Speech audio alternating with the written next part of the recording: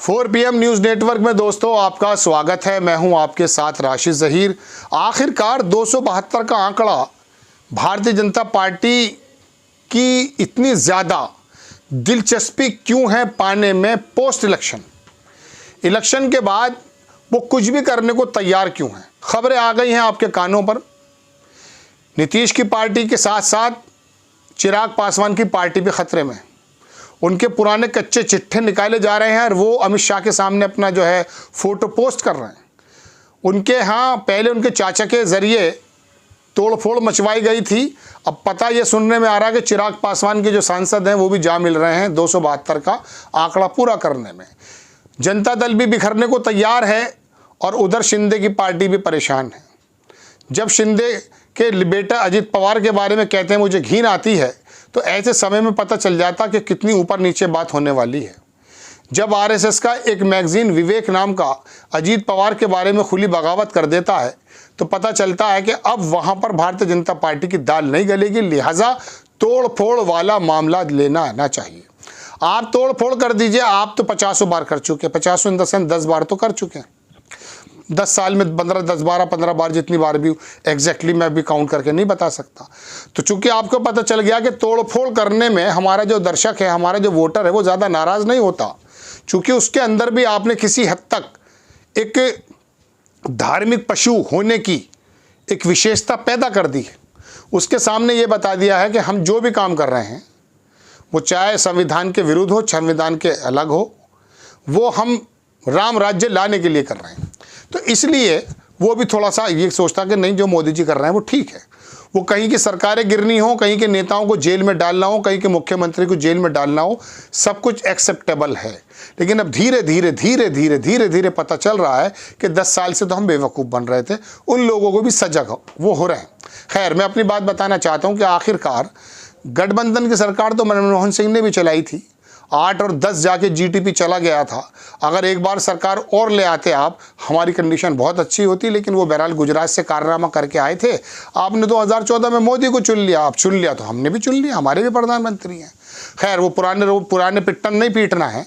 तो कहने का मतलब ये कि आखिरकार जब उन्होंने गठबंधन की सरकारें चलाई हैं और आप गठबंधन में ऐसे कि सबसे ज़्यादा सीटें आपके पास हैं, तो आप वो 32 सीटें पूरी क्यों करना चाहते हैं? आपके कौन से ऐसे अज़्म थे, कौन से ऐसे आपके वादे थे, इरादे थे जो आरएसएस की किताबों में लिखे हैं, आरएसएस के मैनिफेस्टो में लिखे हैं? आप इतने आतुर क्यों हैं? जुम्मा 8 दिन पहले आपकी सरकार बनी है और खबरें ये आ रही हैं चिराग पासवान की पार्टी टूटने वाली है। जनता दल यू का जो आपने संयोजक बनाया है, वो जो अध्यक्ष बनाया है, वो आपका अपना आदमी है। लल्लन सिंह जो जदयू के हैं वो आके वक्फ बोर्ड पे आपका पक्ष कर जाते हैं। बाद में नीतीश कुमार को ख्याल आता कि नहीं, मेरा वोट बैंक छूट जाएगा, मैं ऐसा नहीं होने दूंगा, तो वो थोड़ा आड़े चले जाते हैं। तो आपने वहीं पे ये बार बार खबरें क्यों आ रही हैं? और अब चिराग पासवान का भी कच्चा चिट्टा खोल दिया जा रहा है। मैंने आपसे कहा था कि जब किसी को बदनाम करने का काम किया जाता है दोस्तों, तो पहले ख़त्म करने का, तो पहले क्या किया जाता है? पहले उसका कैरेक्टर असैसिनेशन किया जाता है। आप खबर देखें, ये और लिखा यह है कि लगता है इनके साथ फिर खेला होने वाला है। इन सांसदों पर दूसरे दलों की निगाहें लगी हैं और इनके चचा दिल्ली में मुलाकातें कर रहे हैं। चिराग पर लगे 3 आरोप, बड़े बड़े आरोप हैं उनके। टेक्नोलॉजी के, कंप्यूटर के, इंजीनियरिंग इंस्टीट्यूट वगैरह सब में उन्होंने बताया कि इसके अंदर उन्होंने कुछ गलत कर दिया, कुछ भी, जो बहरहाल वो लंबी बातें हैं। अब ये पुरानी बातें निकल कर के आएंगी। कभी ना कभी मोटरसाइकिल से तो आपका भी चालान हो गया होगा हेलमेट की वजह से। इतना तो एक आम बात है। अब उस मोटरसाइकिल के हेलमेट के चालान को आप केस नंबर बता दें, उसे आप बता दें कि कहीं ज़मानत दी थी तो उसमें तुम्हारी मोटरसाइकिल के कागज़ लगे थे। ऐसे अगर आप जुर्म निकाल करके उसे दुनिया का सबसे बड़ा अंगुली माल बना देंगे, उसे बता देंगे कि बहुत बड़ा डाकू और जुर्म है, और वो लोग गोदी मीडिया उसका पिट्टन पीट कर रख देगी।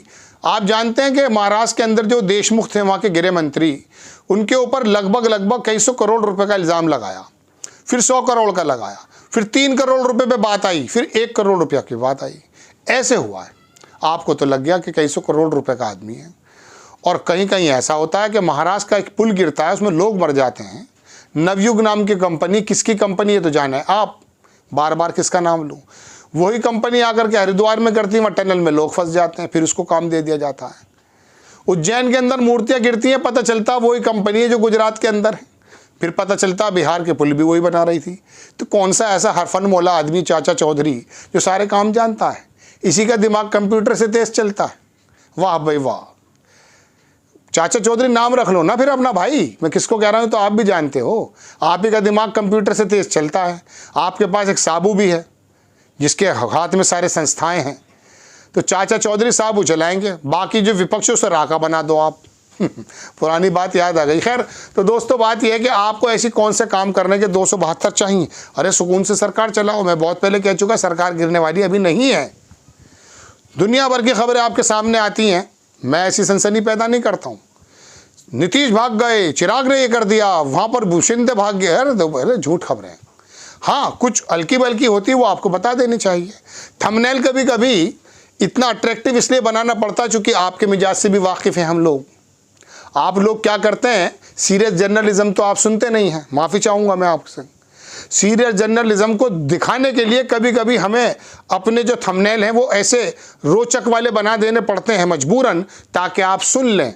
बच्चा होता है ना, उसको कभी कभी दूध पिलाने के लिए क्या करती है माँ, उसके हाथ में झुनझुना दे देती है, झुनझुना करता रहता है, दूध पीता रहता है, उसका दिमाग झुनझुने पे रहता है, उसे पता नहीं माँ ने जो है मुँह में किसी प्रकार से दूध लगा दिया है। ये है वो जर्नलिज्म सही सिखाने की वजह। कुछ लोग अपनी दुकान भी चलाते हैं, इसमें भी कोई दो राय नहीं।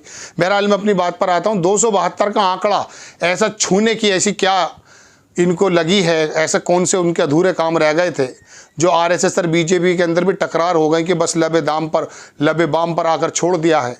भारत की जनता बड़ी समझदार है, आप यकीन मानिए। इस बहुमत से मैं बड़ा खुश हूँ। अगर ये बहुमत पूरी तरह से नहीं आता या विपक्ष का पूरी तरह से आ जाता तो मैं आपको बता रहा हूँ अभी कच्चे हालात थे। राहुल गांधी की पोजीशन जिस तरह से चुनाव के बाद बढ़ी है, वहाँ पर सिर फुटव्वल हो जाते।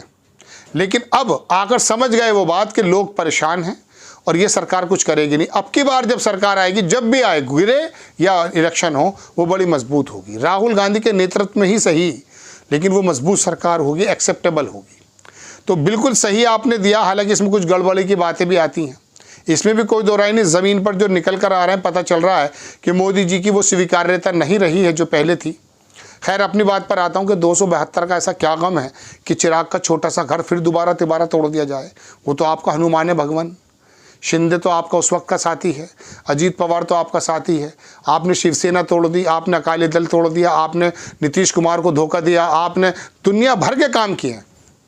आपने कौन सी पार्टी बताइए आप छोड़िए। आपने हरियाणा के अंदर है, राजस्थान में चलो कोई है ही नहीं कांग्रेस के अलावा। तो दोस्तों ये टोटल खबर है कि 272 अगर आप पूरा करने के लिए ऐसा कौन सा काम करना चाहते हैं कि आपको लगे मेरे 272 हो जाएं, ये तो हनुमान है, इसको तो बख्श दीजिए सर। आपको खबर कैसी लगी अपनी राय कमेंट्स बॉक्स में ज़रूर दीजिए। चैनल को सब्सक्राइब कीजिए, शेयर कीजिए। नेक्स्ट टाइम में किसी खबर के साथ हाजिर होता हूँ। जय हिंद।